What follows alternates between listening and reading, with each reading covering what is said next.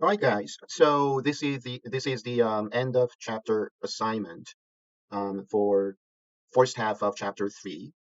So here's the image of application that you're creating for this assignment here. So there are three rows here. The first row at the top, it's the input. Um, so by the way, so this is an app for college swimming team finder.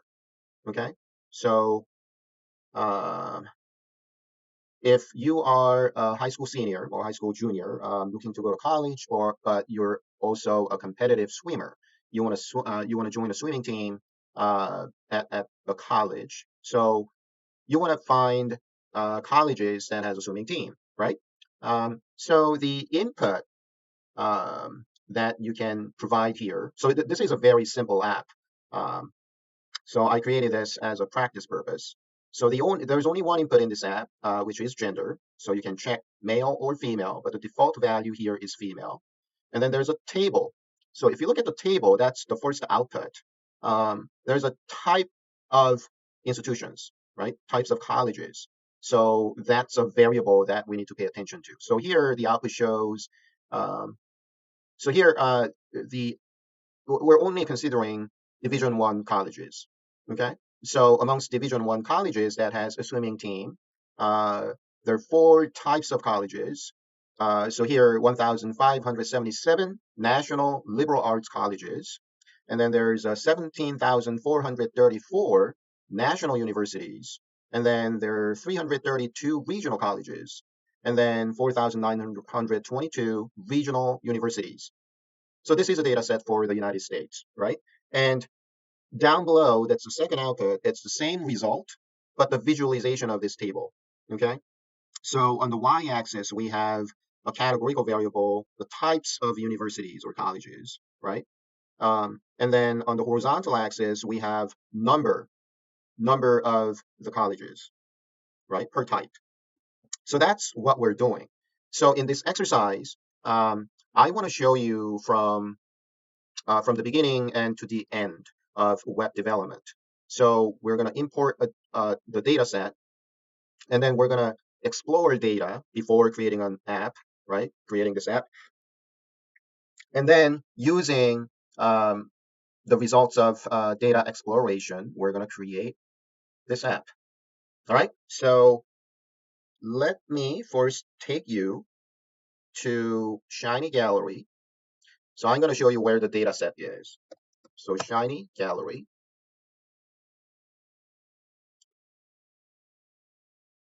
And then user showcase, and then there's this NCAA swimming team finder, okay? And then there's a view code, and then there is this data file, big top 100.csv. Click, and then click view raw.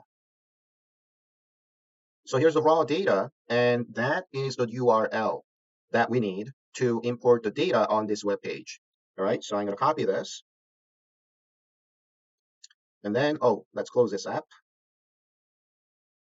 and then go to Files tab, and then chapter 3 folder, we need to create the folder for this apply assignment. So go to File tab and New File, and then Shiny Web App, and then Apply3 with no space, and then click Browse, and make sure that we want to create this in chapter 3 folder. Open, create. Now we have this Apply3. Oh, and let's delete the other app.r file, and then Apply3. Inside that, we have app.r file. So that's that right here, right? All right, so in this folder, we're going to create another file for data exploration purposes. So let's create our script file, and then let's save this. So we want to save this inside chapter 3 folder and Apply3 folder. And let's name this explore underline data. Again, no space in the file name. You save, and you should see this file name right here, right? Okay, so let's load library, some packages we need. Tidyverse. Control Enter. to load tidyverse package.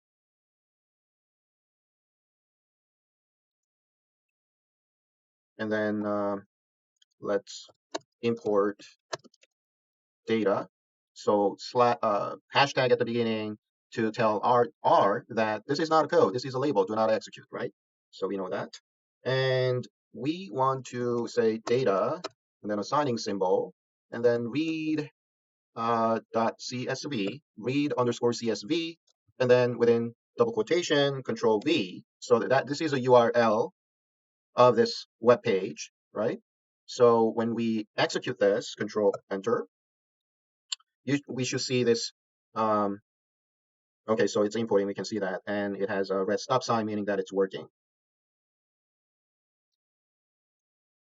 Okay, so in the environment, we see that this data show up. When we click on this right arrow, we can see this data here. So this is not a small data set, more than 100,000 rows.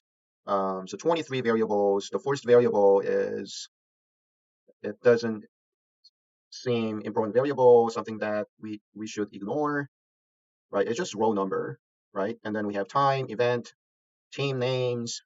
So it appears that each row represents an institution, a college or university, right? So we have a number of variables here, but we do not need all of them.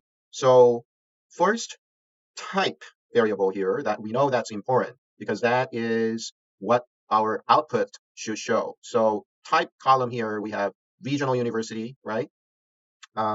We also need this sex variable because the input that the user enters is a gender variable. In other words, sex variable here, that's what we need, right? So sex and type, those are the two variables that we need. All right, so the first thing we want to do is we want to skim this data to get an idea, better idea of what the data looks like or what we need to address, um, such as missing values. We want to understand this data better. Okay, so skim R and then skim data, control enter.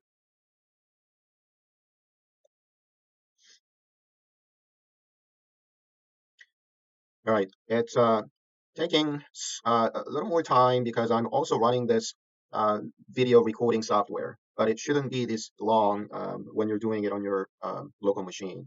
All right, so let me do this again. I want this histogram on the same row. All right, so we have 15 character variables and 8 numeric variables. And let's look at the missing values. So here, n missing is number of rows that have missing values, right? And complete rate, we're looking at the same information in percentage terms. But again, the the variables we don't need all these variables. We need sex variable and type. So neither of these variables have any missing values. So that is good, and both are non-numeric variable, right? So they're both factors. And type variables, they're 4 unique values, and we've already seen that, right, in the outputs, right? So in the outputs, there are national liberal arts colleges, national universities, and regional colleges and regional universities. There are 4 types, 4 unique values, and that is what we see here. And sex variable, we have male and female, 2 unique values, right? Okay, so, all right, and so we can conform that by running this. Right, so here we can do explore data.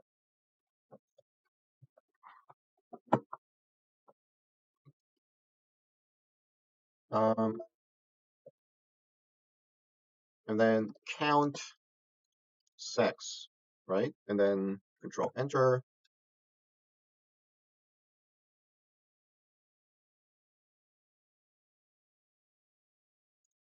All right, sex is not found. What did I do wrong? Yep, so sex with uppercase S. Do not make that mistake. Control enter. Yep, so there are more female swimming teams. I mean, there are more colleges with the female swimming teams than males, right? All right, and about type. So you need to type it exactly the way it shows up here. So uppercase T, Control Enter. Okay, so is that consistent with what we see, what we saw in the output? So the largest type is, so here we can do sort, true, Control Enter. National University, 39,447. National University, they only have 17,000. 17,000. All right. Okay. Right. So this is because this app here, we're only considering division one. So that's another important variable then. Okay. So we have this variable here, division. Okay. So when we skimmed division, no missing values, right? And there are 3 unique values. So let's do that. So count division, Control Enter. All right, so there are more Division 3 schools. The second ranked division is Division 1, and there's a smallest number of institutions for Division 2. Okay, by far, smallest group. Okay, so we're only interested in Division 1. So we need to filter out the other 2 divisions. Okay, so what we can do here is, let's say division, the data cleaned, data, and then let's filter for division and division 1, 2, 3, right? Oh no, we only want division 1. So let's do this, right? And then let's try this again, division cleaned, and then count, type, sort, Control Enter. So now that we only filter for division 1, we have National University, they're 29,144. So we still have too many, right? So number of NCAA swimming programs, Division 1 school types, Division 1. What other information? So we need to filter out more rows here. Team. So what do we have here for team?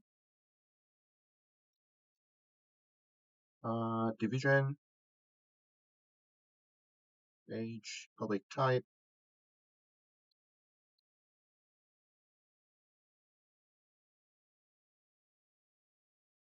Oh, I see. So I'm sorry. So here, National University, they're only 17,434 because the default value for the gender variable is female. So let's double check again.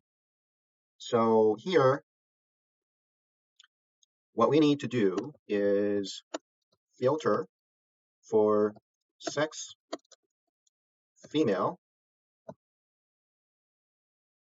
All right, so how is it sex variable? Oh, it's just F. Okay.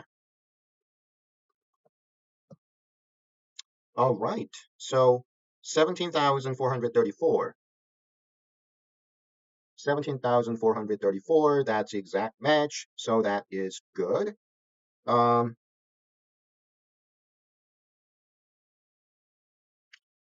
right now we have, why do we have this NA here? Because we didn't have any NA for type variable. Oh, we do have, uh, okay. So for type, we have missing values here. 17, 1,730 missing values.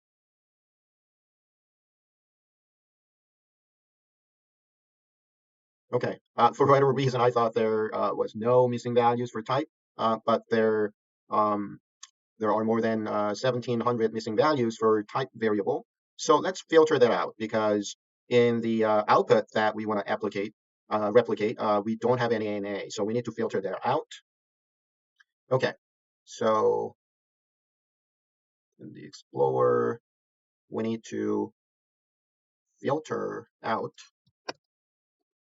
is NA. So exclamation mark here is not.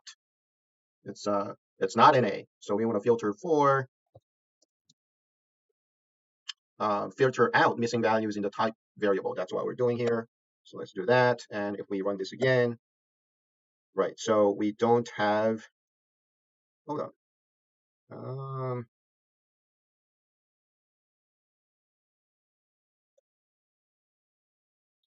All right. So we filter out missing values in the type variable, right? So we do that and count type variable.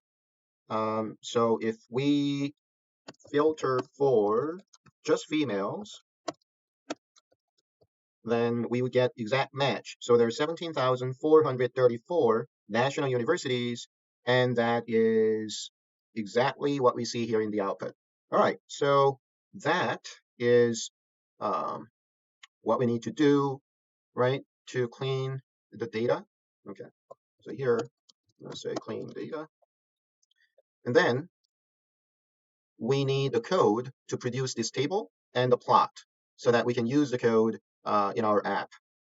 Right, so table will be data cleaned, the same thing, right? Type, control enter, and right, and then you need to filter for gender, right? Right, so that's exactly what we see in the output. So the thing is, in the app, this part, the value for sex, right? That will be the input that the user can change, right? And for the plot, so the plot, so this is a column chart. Okay. All right. So again, we're going to use this.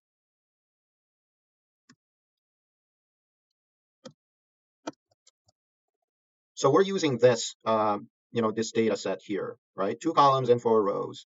And we're going to visualize that. So ggplot, the statics function, and on the y-axis, we have type variable. The horizontal axis, we have a number of institutions, right? So here, x will be n, and y-axis, we are going to map type. And then we need the geom column, right?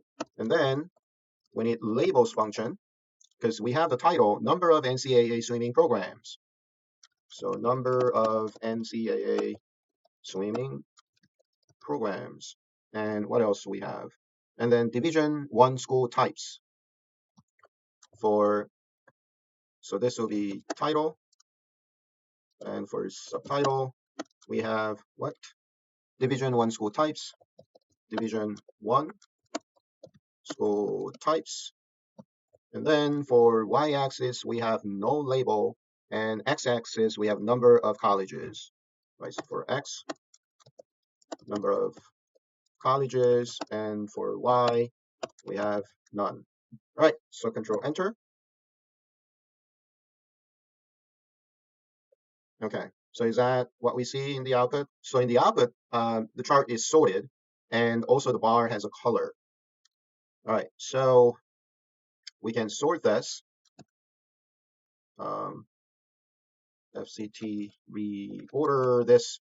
So this function, what it does is order this variable type based on n. And also we want to fill the bars in midnight blue. Control enter.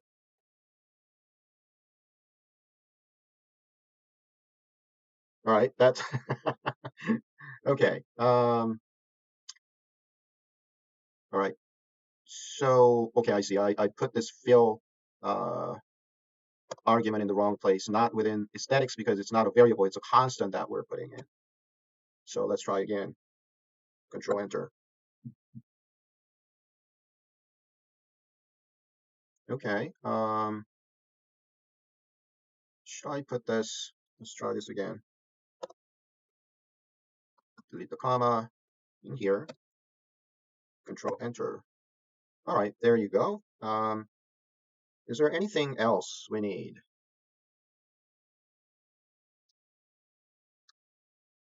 I think that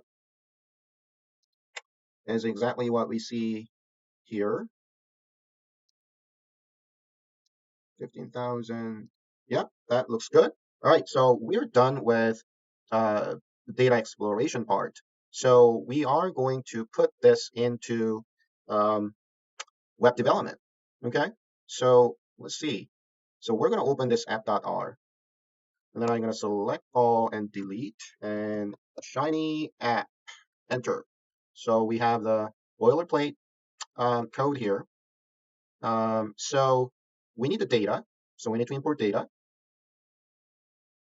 And we need a tidyverse package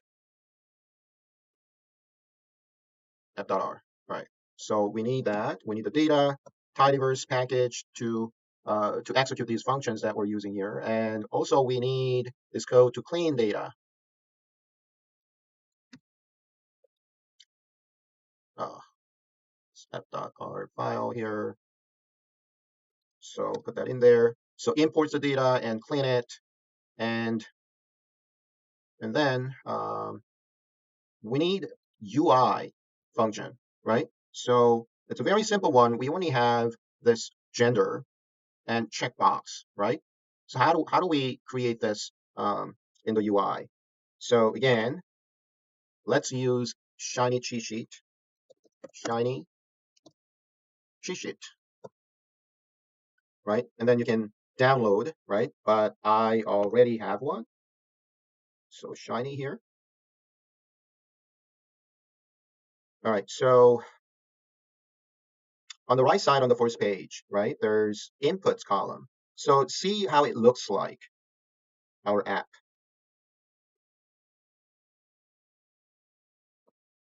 So it looks like this. Which of these? So it looks like this one here, checkbox group input. But this is for for multiple choices. If you want to allow the user to choose more than one option. So down here, radio buttons, right? So radio buttons, input ID, label, choices, those are mandatory arguments. That's why the letters are bigger, right? The others has a default value. So if you don't have to provide values for these other arguments, right? So it's radio buttons. Okay, so let's go back here. All right, so let's do radio button. And you can see that the first argument is input ID, label, and choices. Let's do that. Okay, so input ID. So let's put gender. The label is the one that shows up in the UI. So select genders and S within parentheses and colon. So select genders like that, and choices. Um,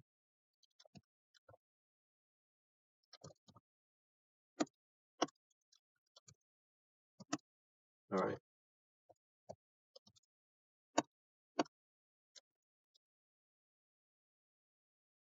Okay. So the reason that I'm putting male equals M, female equals F is because the values in the data set is M and F. But um, in the UI, we want it to show up as male and female. So let's run and see whether this works. Um, okay, save selected. All right.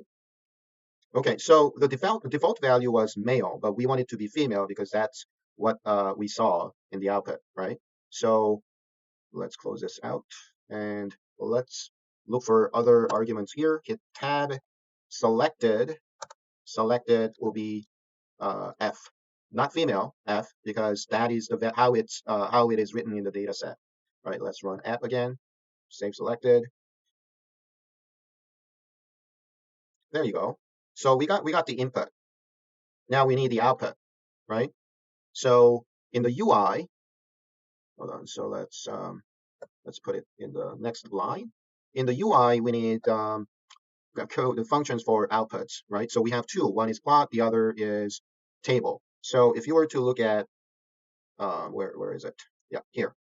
So the data table, right?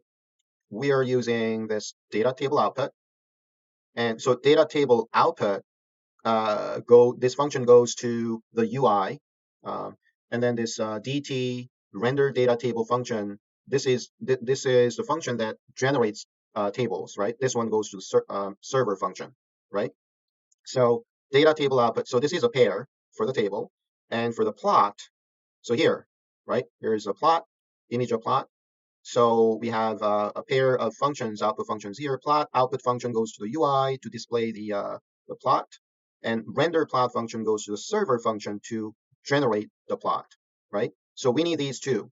So data table output and plot output, right? So here, a comma, and then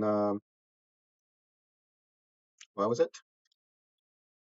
Data table output, and then we need output ID, data table output, and output ID. Let's call that table. And then we need what? Plot output, and the output ID, let's name it plot, right? And then let's run it again.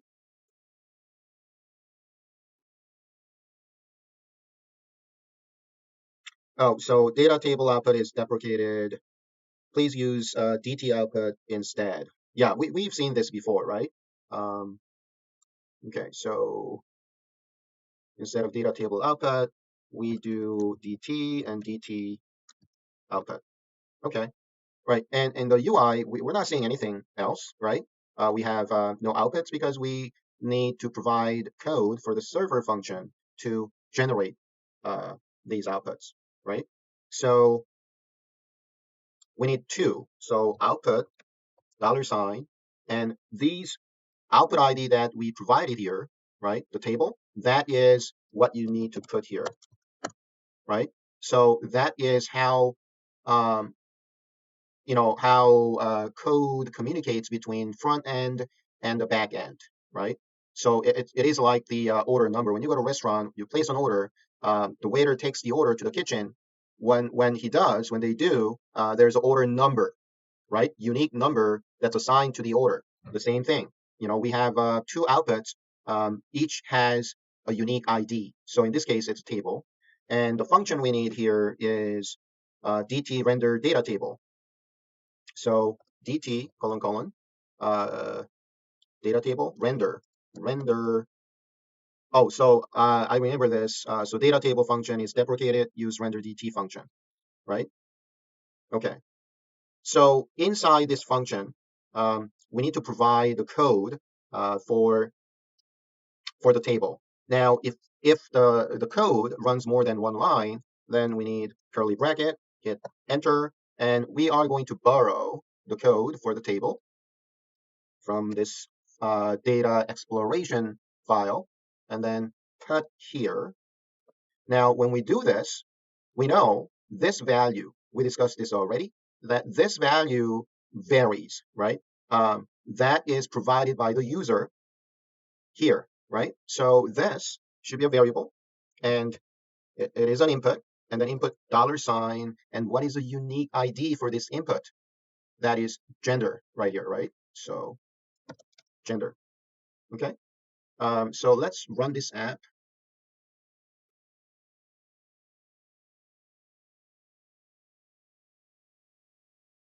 There you go, right?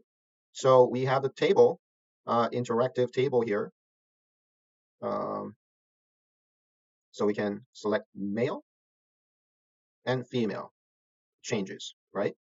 Very good. Now we need to create the plot. So again, output, $ plot, assigning symbol. The function we need is right here, render plot, render plot, right? So again, if we need the code that runs more than one line, then we need a curly bracket, hit enter, and we are going to borrow the code from here,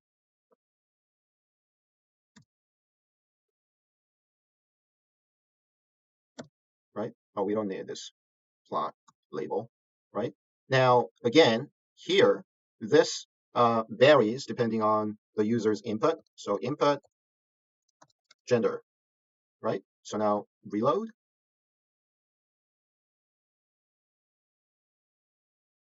Very good. So here, it changes, right? Depending on the value you provide. Okay, so well done. So this is app, right? Very simple app that we created. But I want to draw your attention to this part of the code. Okay, so note that these 3 lines of code repeats, it's duplicates, right? So we can make this app simpler and computes more efficiently by using reactive expressions. So these 3 lines of code that creates data cleaned is like X1 or X2 in our textbook examples. So your assignment here is that I want you to revise this code here um, using reactive expressions to make the app more efficient computation-wise and more concise for a human being to read. All right. And once you're done with this, um, publish on shiny apps.io and submit the URL on Canvas. And I want you to take a screenshot of this and submit it on Canvas as well, so that I can see the code, right? How you revise this code using reactive expressions. All right, great job. Have fun. I'll see you in the next chapter.